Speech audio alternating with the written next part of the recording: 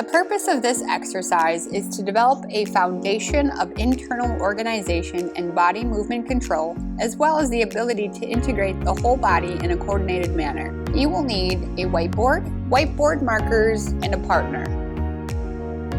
You may begin this level by standing in front of a chalkboard or whiteboard at a normal working distance. You may use your arms to measure this distance.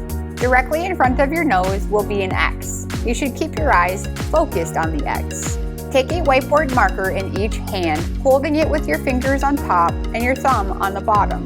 Point the marker tips at each other so they point toward the center of your body.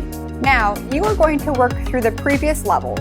Starting from the top, draw a big wide circle on either side of the X with both hands at the same time. Start with the first movement inward and make 5 rotations. Next, you'll do 5 outward rotations.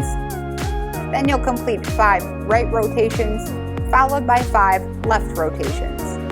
You want to make sure you keep your eyes on the middle X, while also using your peripheral vision to track your hand motion. After these rotations, stop and see how you did. Your partner will guide you through self-examination by asking questions to make sure you are using the correct motion with your shoulders, moving your hands at the same speed, and your hand position on the circles were the same throughout your rotations.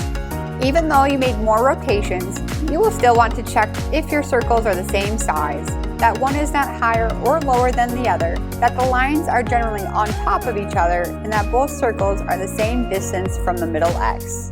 If your circles do not look like that, then try again. Once you can do this, then you have completed this level.